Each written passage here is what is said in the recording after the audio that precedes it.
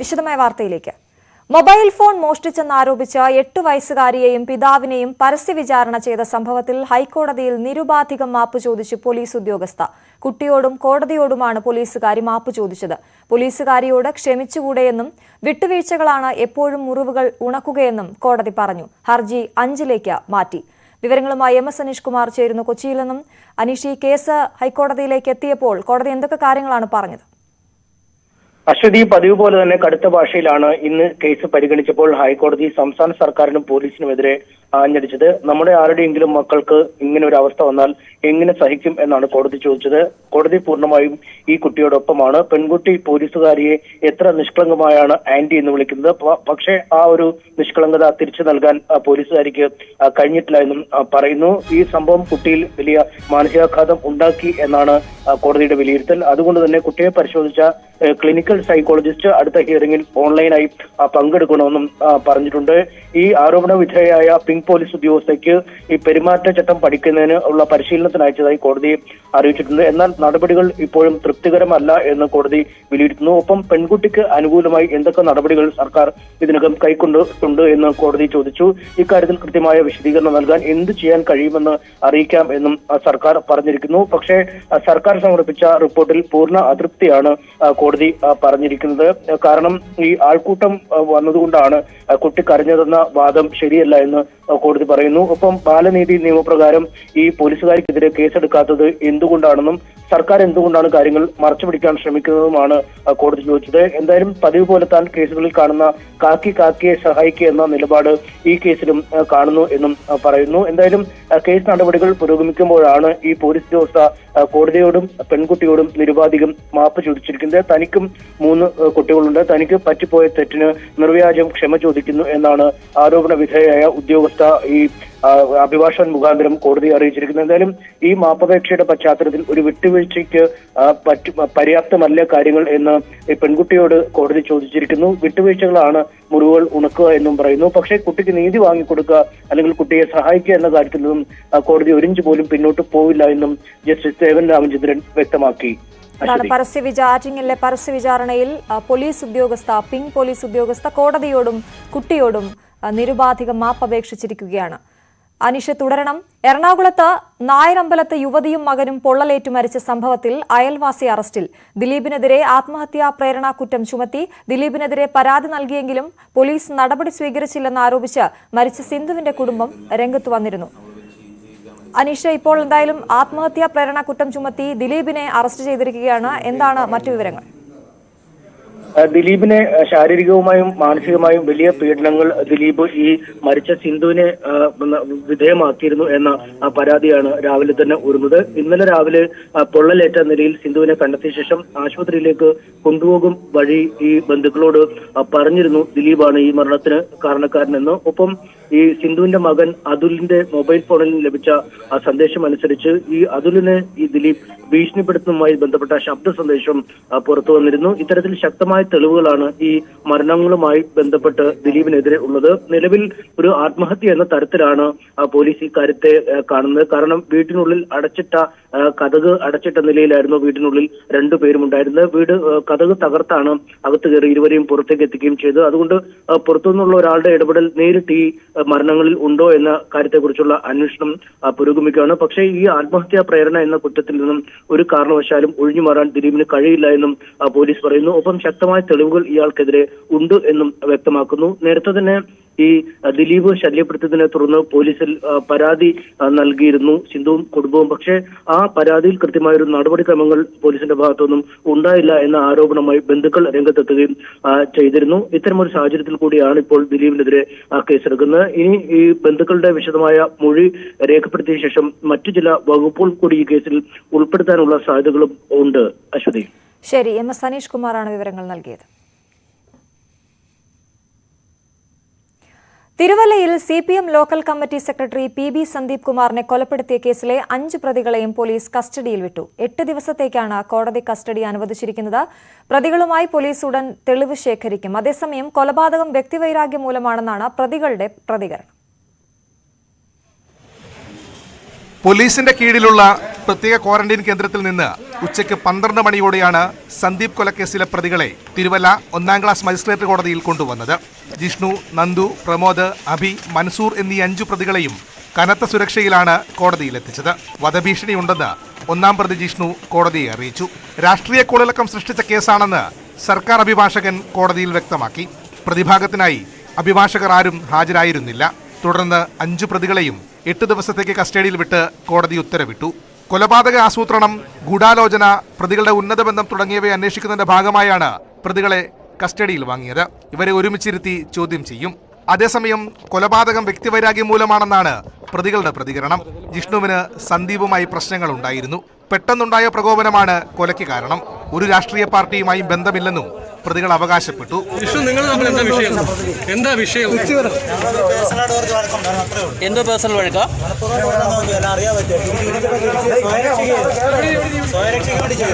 ജിഷ്ണു ഇപ്പോഴും RSS ആണോ? കൃത്യം നടന്ന സ്ഥലത്ത് പ്രതികളെ എത്തിച്ച് അന്വേഷണ സംഘം തെളിവെടുക്കും.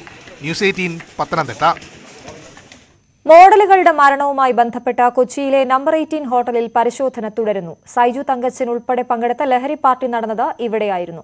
ഫോർട്ട് കൊച്ചി സിഐയുടെ നേതൃത്വത്തിലാണ് പരിശോധന. ഡോഗ് സ്ക്വാഡും സംഘത്തിലുണ്ട്. വിവരങ്ങളുമായി സനു സുരേന്ദ്രൻ ചേരുന്നു. സനോജ്, ഇനി എന്തൊക്കെ വിവരങ്ങളാണ് ഇവിടെ നിന്നും പോലീസ് സംഘം ശേഖരിക്കുന്നത്? അശ്വതി, നമ്പർ 18 ഹോട്ടലിലെ പാർട്ടിക്ക് ശേഷം മടങ്ങുന്നതിനിടയിലാണ് മോഡലുകളുടെ അതിദാരുണമായ അപകടം സംഭവിക്കുകയും മരണം നടക്കുകയും ചെയ്തത്. ഇതിന് പിന്നാലെയാണ് ലഹരി പാർട്ടി നടത്തിപ്പുമായി ബന്ധപ്പെട്ടുകൊണ്ട് ഷൈജു തങ്കച്ചനെ പോലീസ് അറസ്റ്റ് ചെയ്തത്. ഷൈജു തങ്കച്ചനിൽ നിന്ന് ലഭിച്ച വിവരത്തിന്റെ അടിസ്ഥാനത്തിൽ കഴിഞ്ഞ ദിവസങ്ങളിലൊക്കെ തന്നെ കൊച്ചിയിലെ വിവിധ ഫ്ളാറ്റുകൾ കേന്ദ്രീകരിച്ചുകൊണ്ടും ഒപ്പം തന്നെ വില്ലകൾ കേന്ദ്രീകരിച്ചുകൊണ്ടുമുള്ള റെയ്ഡ് പോലീസിന്റെ ഭാഗത്തുനിന്നും നടന്നിരുന്നു. ഇതിന് പിന്നാലെയാണ് ഇന്ന് ഫോർട്ട് നമ്പർ 18 ഹോട്ടലിൽ, അതായത് ഫോർട്ട് കൊച്ചി പോലീസ് സ്റ്റേഷനിൽ നേരെ മുൻവശത്തുള്ള നമ്പർ 18 ഹോട്ടലിൽ ഇന്ന് പരിശോധന നടന്നത്. ഡോഗ് സ്ക്വാഡിന്റെ നേതൃത്വത്തിലായിരുന്നു പോലീസിന്റെ പരിശോധന. ഈ മോഡലുകൾ ഉൾപ്പെടെ അവിടെ ആ സംഭവം നടന്ന ദിവസം താമസിച്ച ഗസ്റ്റുകൾ താമസിച്ച മുറികൾ ഉൾപ്പെടെയുള്ള പരിശോധനയാണ് നടന്നുകൊണ്ടിരിക്കുന്നത്.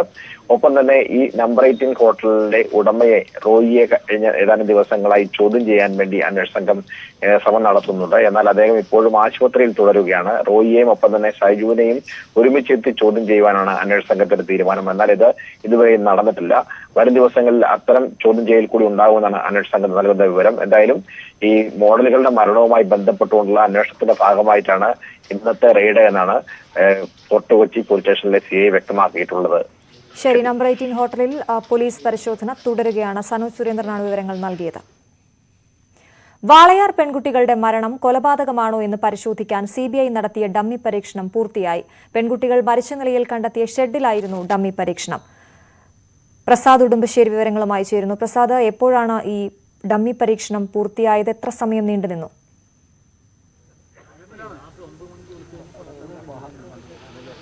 അശ്വതി, ഏറെക്കുറെ 2.25 മണിക്കൂറോളം ഈ ഡമ്മി പരീക്ഷണം നടന്നിരുന്നു. അതിപ്പോൾ അല്പസമയം മുമ്പാണ് പൂർത്തിയായിട്ടുള്ളത്. ഇപ്പോൾ പെൺകുട്ടികളുടെ അമ്മ, അതോടൊപ്പം തന്നെ അന്ന് ഉണ്ടായിരുന്ന സാക്ഷികൾ ഇവരിൽ നിന്നും CBI സംഘം മൊഴിയെടുത്തുകൊണ്ടിരിക്കുകയാണ്. ഈ കേസിലെ കൊലപാതക സാധ്യത പരിശോധിക്കുന്നതിന് വേണ്ടിയാണ് ഡമ്മി പരിശോധന നടത്തിയിട്ടുള്ളത്. ആദ്യം 2017 ജനുവരി 13 മരിച്ച 13 വയസ്സുകാരി പെൺകുട്ടിയുടെയും മാർച്ച് 4 മരിച്ച 9 വയസ്സുകാരി പെൺകുട്ടിയുടെയും മരണം അത് കൊലപാതകമാണോ എന്നതാണ് CBI പരിശോധിക്കുന്നത്. ഇത് സംബന്ധിച്ച് നേരത്തെ തന്നെ രക്ഷിതാക്കളും പരാതി ഉന്നയിച്ചിരുന്നു. എന്നാൽ അന്ന് കേസ് അന്വേഷിച്ചിട്ടുള്ള പ്രത്യേക അന്വേഷണ സംഘം അത് ആത്മഹത്യയാണ് എന്ന റിപ്പോർട്ടാണ് നൽകിയിട്ടുള്ളത്. അതുകൊണ്ട് തന്നെ വലിയ പ്രതിഷേധവും എല്ലാം തന്നെ ഉയർന്നിരുന്നു. ഈ കേസിലെ വിചാരണ ഘട്ടത്തിൽ ആദ്യം ഈ പ്രതികളെ വെറുതെ വിട്ട കോടതി സർക്കാരിൻ്റെയും അതോടൊപ്പം തന്നെ അമ്മയുടെയും എല്ലാം ഹൈക്കോടതിയെ സമീപിക്കുകയും ആ വിധി റദ്ദാക്കുകയും ചെയ്തിരുന്നു. ഇതിന് തുടരന്വേഷണമാണ് ഇപ്പോൾ CBI നടത്തുന്നത്. നേരത്തെ പ്രതികളിൽ നിന്നുമെല്ലാം തന്നെ CBI ചോദ്യം ചെയ്യുകയും എല്ലാം തന്നെ ചെയ്തിരുന്നു. സാക്ഷികളിൽ നിന്നും മൊഴിയെടുക്കുകയും എല്ലാം ചെയ്തിരുന്നു. ഇപ്പോൾ അന്വേഷണത്തിന്റെ മറ്റൊരു ഘട്ടത്തിലേക്കാണ് ഇപ്പോൾ ഇതിന്റെ ഡമ്മി പരിശോധന നടത്തിയിട്ടുള്ളത്. എന്തായാലും ഡമ്മി പരിശോധന പൂർത്തിയായിരിക്കുന്നു. ഇനി ഇത് കൊലപാതകമാണോ അതോടൊപ്പം തന്നെ ആത്മഹത്യയാണോ എന്നൊരു നിഗമനത്തിലേക്ക് ഇതിന് ശേഷമായിരിക്കും, ഇതിന്റെ പരിശോധനകൾ വിലയിരുത്തിയതിനു ശേഷമായിരിക്കും CBI എത്തിച്ചേരുക. ശരി, പ്രസാദ് ഉടുമ്പശ്ശേരിയാണ് വിവരങ്ങൾ നൽകിയത്. നാഗാലാൻഡിൽ ഗ്രാമീണരെ സൈന്യം വെടിവെച്ചുകൊന്ന സംഭവത്തിൽ പാർലമെന്റിൽ വിശദീകരണവുമായി കേന്ദ്ര ആഭ്യന്തരമന്ത്രി അമിത്ഷാ. ഇപ്പോൾ സ്ഥിതി നിയന്ത്രണ വിധേയമാണ്. കുറ്റക്കാർക്കെതിരെ നിയമപരമായ നടപടി സ്വീകരിക്കും. പ്രത്യേക അന്വേഷണ സംഘത്തെ സർക്കാർ നിയോഗിച്ചിട്ടുണ്ടെന്നും 1 മാസത്തിനകം റിപ്പോർട്ട് നൽകണമെന്നും അമിത്ഷാ പറഞ്ഞു. एक विशेष जांच टीम SIT का गठन किया गया है जिसे 1 माह के अंदर जांच पूरी करने के निर्देश दिए गए हैं। प्रभावित क्षेत्र में किसी और अप्रिय घटना को रोकने के लिए अतिरिक्त बलों की तैनाती कर दी गई है। सेना द्वारा इन दुर्भाग्यपूर्ण मृत्यु के कारणों की जांच उच्चतम स्तर पर की जा रही है और कानून के अनुसार समुचित कार्यवाही की जाएगी। यह निर्णय लिया गया है कि सभी एजेंसियों को यह सुनिश्चित करना चाहिए कि विद्रोहियों के खिलाफ अभियान चलाते समय भविष्य में ऐसी कोई दुर्भाग्यपूर्ण घटना की पुनरावृत्ति न हो। सरकार स्थिति पर सूक्ष्मता से नजर रख रही है और क्षेत्र में शांति और सौहार्द सुनिश्चित करने के लिए आवश्यकता अनुसार जरूरी उपाय भी किए जा रहे हैं। മറുപടി തൃപ്തികരമല്ലെന്ന് ചൂണ്ടിക്കാട്ടി പ്രതിപക്ഷം കുറ്റപ്പെടുത്തി. നാഗാലാൻഡ് വിഷയത്തിൽ പാർലമെന്റ് ഇരുസഭകളും തടസ്സപ്പെട്ടു. माननीय अध्यक्ष महोदय, I rise to move that the national सबको मौका दिया मैंने, सभी दलों के नेता को पर्याप्त समय पर्याप्त अवसर दिया, तरीका ठीक नहीं है आपका। 2020 सबको मौका दिया मैंने। be taken into the consideration. भारतीय सेना को नागालैंड के मौन जिले के तिजिक क्षेत्र में तिरु गांव के पास കെ പി അഭിലാഷ് വിവരങ്ങളുമായി ചേരുന്നു. അഭിലാഷ്, ഈ കേന്ദ്ര ആഭ്യന്തരമന്ത്രിയുടെ പ്രസ്താവനയിൽ അദ്ദേഹം എന്തൊക്കെ കാര്യങ്ങളാണ് പറഞ്ഞത്? ഇരുസഭകളെയും അത് പ്രക്ഷുബ്ധമാക്കിയിരുന്നു. എന്തൊക്കെയാണ് വിശദാംശം? അശ്വതി, നാഗാലാൻഡിൽ ഗ്രാമീണരെ സൈന്യം വധിച്ചതിനെതിരെ വലിയ പ്രതിഷേധം തുടരുന്നതിനിടെയാണ് കേന്ദ്ര ആഭ്യന്തരമന്ത്രി അമിത്ഷാ പാർലമെന്റിന്റെ ഇരുസഭകളിലും നിലപാട് വ്യക്തമാക്കിയത്.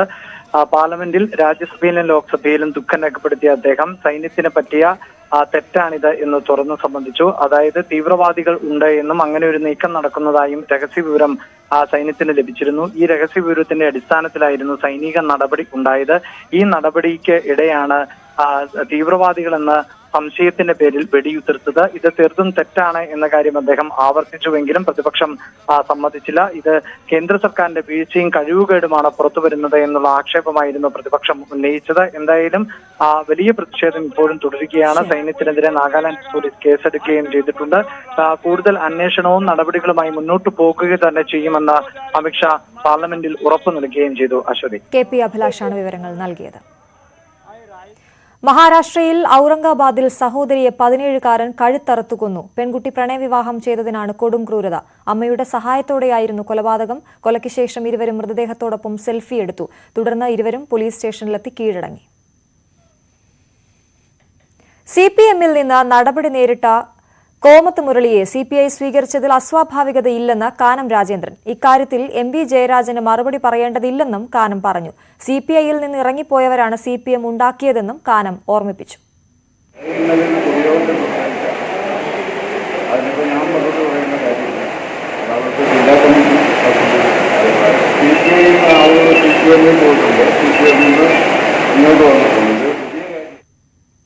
ഇടവേളയാണ്. കൂടുതൽ വാർത്തകൾക്ക് മലയാളം.news18.com.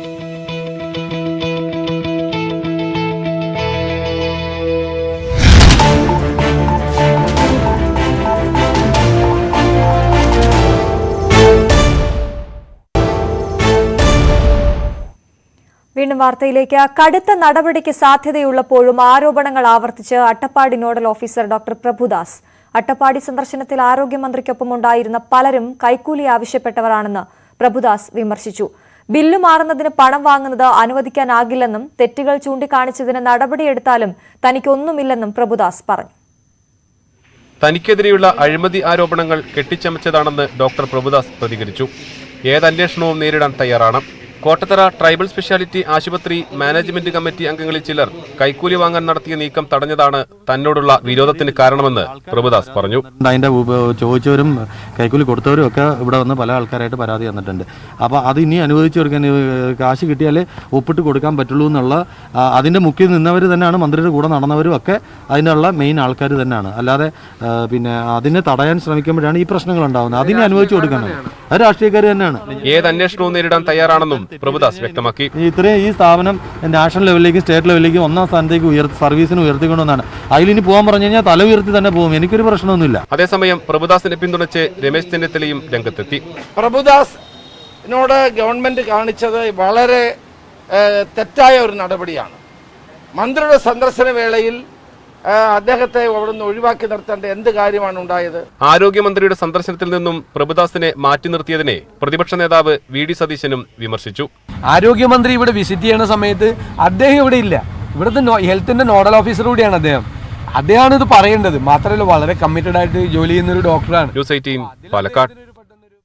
അട്ടപ്പാടിയിലെ നോഡൽ ഓഫീസർ ഡോക്ടർ പ്രഭുദാസിന്റെ രാഷ്ട്രീയ പ്രതികരണങ്ങളോട് പ്രതികരിക്കാനില്ലെന്ന് ആരോഗ്യമന്ത്രി വീണ ജോർജ്. അട്ടപ്പാടിയിലെ മിന്നൽ സന്ദർശനം തലേദിവസം തീരുമാനിച്ചതാണ്. ആദ്യമായി സന്ദർശിക്കുന്ന ആശുപത്രി അല്ല അട്ടപ്പാടിയെന്നും തുടർ പ്രവർത്തനങ്ങളുടെ ഭാഗമായി ഇനിയും അട്ടപ്പാടിയിൽ പോകുമെന്നും മന്ത്രി തിരുവനന്തപുരത്ത് പറഞ്ഞു. അട്ടപ്പാടിയിലെ ശിശുമരണങ്ങൾ കൊലപാതകങ്ങളാണെന്നും ഇത് തടയുന്നതിൽ സർക്കാരിന് ഗുരുതര വീഴ്ച പറ്റിയെന്നും പ്രതിപക്ഷ നേതാവ് VD. Satheesan. Kottathara tribal speciality ആശുപത്രിയിൽ വിദഗ്ധ ഡോക്ടർമാരെയും ജീവനക്കാരെയും നിയമിക്കണം. UDF സംഘം ശിശുമരണങ്ങൾ നടന്ന ഊരുകളിലും കോട്ടത്തറ ആശുപത്രിയിലും സന്ദർശനം നടത്തി. അട്ടപ്പാടിയിലെത്തിയ പ്രതിപക്ഷ നേതാവും UDF നേതാക്കളും ശിശുമരണം നടന്ന വീട്ടിയൂർ, പാടവയൽ ഊരുകളിലാണ് സന്ദർശനം നടത്തിയത്. ശിശുമരണങ്ങൾ കേരളത്തിന് അപമാനമാണെന്നും അട്ടപ്പാടിയിലെ പദ്ധതികളെല്ലാം താളം തെറ്റിയെന്നും വി.ഡി. സതീശൻ. നേരത്തെ ഉണ്ടായിരുന്ന 2014 ഉണ്ടാക്കിയിരിക്കുന്ന സിസ്റ്റം മുഴുവൻ ഇല്ലാതായി. അതായത് ആശുപത്രി വളരെ പരിതാപകരമായ അവസ്ഥയിലായി.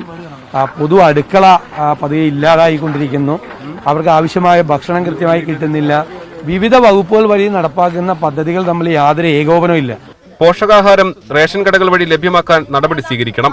കോട്ടത്തറ ട്രൈബൽ സ്പെഷ്യാലിറ്റി ആശുപത്രിയിൽ വിദഗ്ധ ഡോക്ടർമാരെ നിയമിക്കണം. ഹൈ റിസ്ക് കേസാണ്. ഒരു ജൂനിയർ കൺസൾട്ടന്റ് ആയിട്ടുള്ള ഒരു ഗൈനക്കോളജിസ്റ്റിന് ഈ 426 ഗർഭിണികളായ സ്ത്രീകളെയും അതിൽ 192, 191 ഹൈ റിസ്ക് കേസും കൈകാര്യം ചെയ്യാൻ പറ്റില്ല. അപ്പോൾ അവിടെ നമുക്ക് വേണ്ടതെന്ന് വെച്ച് കഴിഞ്ഞാൽ സീനിയർ കൺസൾട്ടന്റ് ആയിട്ടുള്ള ഒരാളും 2 ജൂനിയർ കൺസൾട്ടന്റും അവിടെ വേണം. സഹകരണ വകുപ്പിന്റെ ഫണ്ട് ഉപയോഗിച്ച് EMS ആശുപത്രിയിൽ ചികിത്സ നടത്തിയത് കൊള്ളയാണെന്നും പ്രതിപക്ഷം ആരോപിച്ചു. ഉദ്യോഗസ്ഥരെ മറയാക്കി രക്ഷപ്പെടാനുള്ള നീക്കമാണ് നടക്കുന്നതെന്നും ആരോഗ്യമന്ത്രി അട്ടപ്പാടിയിലെത്തിയിട്ട് ഒന്നും ചെയ്തില്ലെന്നും പ്രതിപക്ഷം കുറ്റപ്പെടുത്തി. അട്ടപ്പാടിയിൽ ശക്തമായ നടപടികളുണ്ടായില്ല എങ്കിൽ കൂടുതൽ പ്രക്ഷോഭങ്ങൾ സംഘടിപ്പിക്കുമെന്നാണ് പ്രതിപക്ഷം വ്യക്തമാക്കിയത്. ക്യാമറാമാൻ പ്രജിത് കോങ്ങാടിനോടൊപ്പം പ്രസാദ് ഉടുമ്പിശ്ശേരി, ന്യൂസ് 18 പാലക്കാട്. അട്ടപ്പാടിയിലെ കുട്ടികളുടെ മരണം സംബന്ധിച്ച് പഠനം നടത്തിയിട്ടുണ്ടെന്ന് മന്ത്രി കെ രാധാകൃഷ്ണൻ. സിക്കിൾ സെൽ അനീമിയയാണ് പ്രശ്നം. പ്രതിപക്ഷത്തിന് എന്തും പറയാം. വ്യാഖ്യാനിച്ച് വാദപ്രതിവാദം നടത്തുകയല്ല വേണ്ടത്. ആരോഗ്യമന്ത്രി അട്ടപ്പാടിയിലെത്തിയത് നല്ല കാര്യമാണെന്നും കെ രാധാകൃഷ്ണൻ പറഞ്ഞു. വഖഫ് ബോർഡ് നിയമനങ്ങൾ PSCക്ക് വിടുമെന്നത് സർക്കാർ നിലപാടാണെന്ന് മന്ത്രി വി. അബ്ദുറഹ്മാൻ. മുസ്ലിം ലീഗിന്റെ സമരം രാഷ്ട്രീയ പ്രേരിതമാണ്. വഖഫ് ബോർഡിൽ നിന്നും കോടിക്കണക്കിന് രൂപയുടെ സ്വത്ത് നഷ്ടപ്പെട്ടിട്ടും ആരും മിണ്ടുന്നില്ലെന്നും മന്ത്രി പറഞ്ഞു. മുസ്ലിം ലീഗിനെ നയിക്കുന്നത് ജമാഅത്തെ ഇസ്ലാമിയുടെ ആശയങ്ങളെന്ന് CPM സംസ്ഥാന സെക്രട്ടറി കോടിയേരി ബാലകൃഷ്ണൻ. പള്ളികളിൽ പ്രതിഷേധിക്കാൻ ലീഗ് ആവശ്യപ്പെട്ടത് ഇതിന്റെ ഭാഗം. RSS ക്ഷേത്രങ്ങൾ കേന്ദ്രീകരിച്ച് മതതീവ്രവാദം പ്രചരിപ്പിക്കുന്നു. ഹലാൽ എന്ന വാക്കിനെ തെറ്റായി ചിത്രീകരിച്ച് മതചിഹ്നമാക്കാനാണ് ശ്രമം. അനുവദനീയമായത് എന്നാണ് ഹലാലിന്റെ അർത്ഥമെന്നും അദ്ദേഹം പറഞ്ഞു. മുല്ലപ്പെരിയാർ ഡാമിന്റെ ഷട്ടറുകൾ വീണ്ടും മുന്നറിയിപ്പില്ലാതെ തുറന്ന് തമിഴ്നാട്. ഇതേ തുടർന്ന് വള്ളക്കടവിലെ വീടുകളിൽ വെള്ളം കയറി. രാവിലെ 142 അടിയിലെത്തിയ ഡാമിലെ ജലനിരപ്പ് 141.90 അടിയായി കുറഞ്ഞിട്ടുണ്ട്.